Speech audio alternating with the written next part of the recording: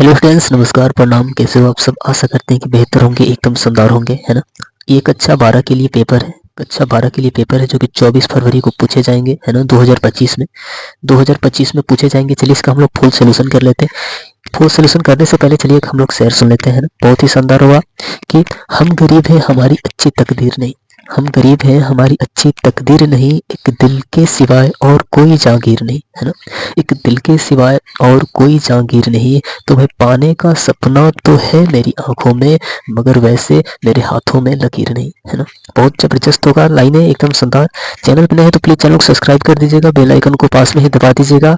हो सके तो ज्यादा से ज्यादा वीडियो को शेयर कीजिएगा ताकि सारे बच्चे तैयार कर ले, है ना। चलिए हम लोग इसका फुल सोल्यूशन करते हैं। पहला प्रश्न आपका यहाँ पे कि चंद छंद वर्णन की महिमा के लेखक है ना। महिमा के लेखक है गंग गंग कवि, है ना। गंग कवि हो जाएंगे, एकदम शानदार हो जाएंगे, एकदम जबरदस्त हो जाएंगे। यहाँ पे दूसरा आपका कहा, दूसरा यहाँ पे है कि कहानी के सूक्ष्मदर्शित यंत्र है जिसके जिसके नीचे मानवीय अस्तित्व के रूप हास्य खोलते हैं। यह कथा किसका है ना। बहुत शानदार, बहुत जबरदस्त। आपका हो जाएगा सच्चिदानंद हिरण वात्सल्य अज्ञेय हो जाएंगे, है ना। आगे कह रहा है यहाँ पे आगे कह रहा है कि 84 वैष्णवन की वार्त्य के रचनाकार है ना। आपके यहाँ पे हो जाएंगे गोकुलनाथ हो जाएंगे, है ना। गोकुलनाथ हो जाएंगे। चलिए आगे हम लोग देखते हैं क्या प्रश्न कह रहा है। यहाँ पे कह रहा है कि हिंदी की पहली आत्मकथा है अर्ध कथा, है ना। बहुत शानदार, एकदम जबरदस्त। यहाँ पे कह रहे हैं कि प्रजा हितैषी नामक समाचार पत्र के संपादक है। हर साल पूछता है, 100% 24 फरवरी को पूछेगा, है ना। 100% 24 फरवरी को पूछेगा। आपका हो जाएगा बाबू नवीन चंद्र राय हो जाएंगे, है ना। बाबू नवीन चंद्र राय हो जाएंगे। बहुत शानदार, एकदम जबरदस्त होंगे, है ना। चलिए यहाँ पे कह रहा है कि द्विवेदी युग के समय सीमा मानी जाती है। द्विवेदी युग के समय सीमा मानी जाती है। आपको बता दें कि 1900 से 1922 तक मानी जाती है ना। 1900 से 1922 तक मानी जाती है ना। इसमें तो कहीं नहीं दिया है, 1922 तक मानी जाती है ना। चलिए आगे देख लेते हैं। पल्लव किसकी रचना है ना। पल्लव किसकी रचना है? आपके सुमित्रानंद पंत जी की रचना है पल्लव, है ना। आपको याद हो जाना चाहिए। यहाँ पे दिया कि केदारनाथ अग्रवाल किस काव्य धारा के कवि है ना। केदारनाथ अग्रवाल किस काव्य धारा की कवि है? चलिए हम लोग देख लेते हैं। प्रगतिवादी कवि के, है ना। प्रगतिवादी धारा के कवि हैं। बहुत ही जबरदस्त। आगे यहाँ पे दिया है, कि दूसरा सप्ताह का प्रकाशन वर्ष है ना। 100% गारंटी है कि ये प्रश्न पूछेंगे 24 फरवरी को, है ना। यहाँ पे 1951 ईस्वी हो जाएगा, 1951 ईस्वी हो जाएगा, है ना। चलिए आगे देख लेते हैं। यहाँ पे निम्नलिखित में से कौन छायावादी कवि नहीं है? छायावादी कवि नहीं है महावीर प्रसाद द्विवेदी छायावादी कवि नहीं है ना। बहुत शानदार है, एकदम जबरदस्त है। चलिए यहाँ पे अगला प्रश्न क्या कह रहा है। यहाँ पे दिया कि निम्नलिखित गद्यांश के नीचे दिए गए प्रश्न का उत्तर दीजिए, है ना। पढ़ना है इसे, बहुत शानदार है, और इसका उत्तर देना है ना। आप सब इसे तैयार करना होगा किसी भी हाल में। आपको 2 5 10 नंबर का होता है ना। आपका यहाँ पे अथवा करके दिया है ना। आप उसे भी तैयार कर ले, बहुत बेहतर होगा। सबसे पहले बता दें कि आप गद्यांश पदांश संदर्भ व्याख्या जीवन परिचय कवि परिचय यही सब लिखे, लास्ट में बहुविकल्पी प्रश्न को लिखे, है ना। चलिए आगे यहाँ पे दिए कि पदांश पर आधारित निम्नलिखित प्रश्नों का उत्तर दीजिए, है ना। पदांश से इसका उत्तर देना है। चलिए ये भी वैसे ये 5 से 10 नंबर का ये भी है ना। 2 5 10 अथवा करके दिया है, आप इसे भी तैयार कर ले, है ना। बहुत बेहतर होगा, एकदम शानदार होगा। चलिए हम लोग देखते हैं। यहाँ पे कह रहे हैं कि निम्नलिखित में से किसी एक लेखक का जीवन परिचय देते हुए उनकी एक प्रमुख रचनाओं का उल्लेख कीजिए। शब्द सीमा 80 शब्द, है ना।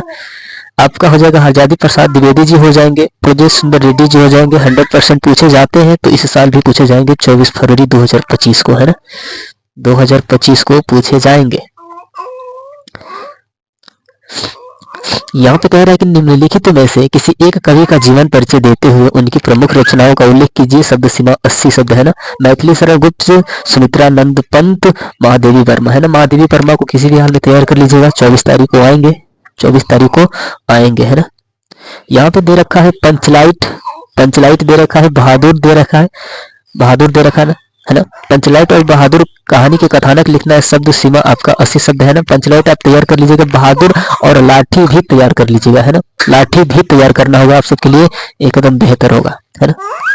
यहाँ पे चलिए आगे देख लेते हैं। यहाँ पे कह रहे हैं कि स्वपठित खंडकाव्य के आधार पर निम्नलिखित प्रश्नों में से किसी एक खंड के प्रश्न का संक्षिप्त उत्तर दीजिए है ना।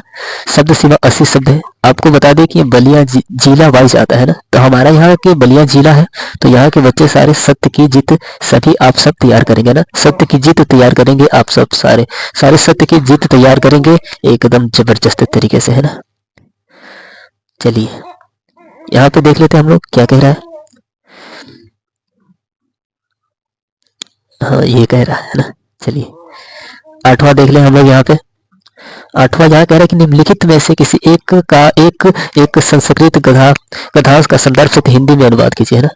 बहुत ही जबरदस्त होगा, हिंदी में अनुवाद करना है, संस्कृत में है ना। अथवा भी करके दिया है, उसे भी देख सकते हैं।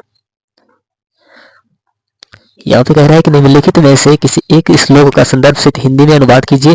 ये संस्कृत में श्लोक है, हिंदी में अनुवाद करना है, अथवा करके दिया है, उसे देख सकते हैं ना।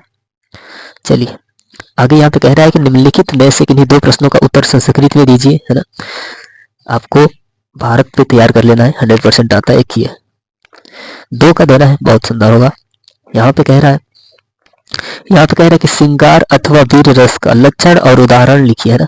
याद कर लीजिए, आप चैनल पर डाल दिया गया इस वीडियो को, जाके देख सकते हो उसे।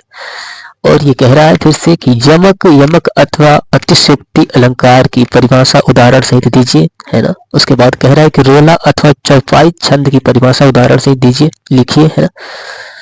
बहुत सुंदर, एकदम जबरदस्त होगा। यहाँ पे कह रहा है कि निम्नलिखित में से किसी एक विषय पर निबंध लिखिए है ना। बेरोजगारी की समस्या पे आप लिख सकते हैं, पर्यावरण प्रदूषण की समस्या और समाधान पे लिख सकते हैं है ना। बहुत जबरदस्त होगा। चलिए आगे हम लोग देख लेते हैं। आपको इसे तैयार करना है। प्रत्याशी का संधि विच्छेद है ना। प्रत्याशी है ना, प्रत्याशी हो जाएगा। चलिए हम लोग आप इसे देख लेंगे एक बार अच्छे तरीके से है ना। यहाँ पे कह रहा है कि निश्चलम का संधि विच्छेद होगा है ना। निश्चलम का संधि विच्छेद होगा, इसे देख लेंगे आप है ना। चलिए आगे यहाँ पे देख ले। आगे यहाँ पे देख, निम्नलिखित में से किसी एक पद का विग्रह करके समास का नाम लिखे ना। आपको विग्रह करके समास का नाम लिखना है, इसे भी देख लेंगे। और यहाँ पे दिया है कि नामन शब्द का सप्तमी विभक्ति एक वचन रूप होगा है ना। आप इसे भी देख लेंगे है ना। चलिए आगे हम लोग देख लें। यहाँ पे कह रहा है नि धातु का लोट लकार मध्यम पुरुष द्विवचन रूप होगा है ना।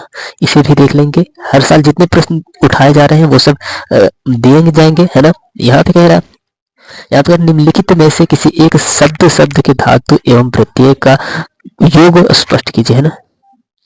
चलिए उपसर्ग और उपसर्ग पहले लगता है, प्रत्यय बाद में लगता है ना। निम्नलिखित में से किसी एक शब्द का संस्कृत प्रत्यय लिखे ना।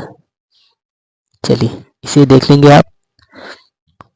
यहाँ पे कह रहा है आपका निम्नलिखित रेखांकित पदों में से किसी एक पद में प्रयुक्त विभक्ति तथा उससे संबंधित नियम का उल्लेख कीजिए है ना। बहुत जबरदस्त होगा, आप उसे देख सकते हैं। यहाँ पे कह रहा है कि निम्नलिखित में से किन्हीं 2 काव्य वाक्यों का संस्कृत में अनुवाद कीजिए है ना। संस्कृत में अनुवाद करना होगा, 100% ये दोनों पूछे जाते हैं, 24 फरवरी को आएंगे ही आएंगे है ना। सो गाइस हम लोग का पेपर है। चैनल पे नए हैं तो चैनल सब्सक्राइब कर दीजिएगा, बेल आइकन को दबा दीजिएगा ताकि हमें नोटिफिकेशन आपके पास जाती रहे है ना। चलते हैं अगली वीडियो में मिलते हैं। धन्यवाद, नमस्कार, प्रणाम। अगली वीडियो मिलेंगे, धन्यवाद।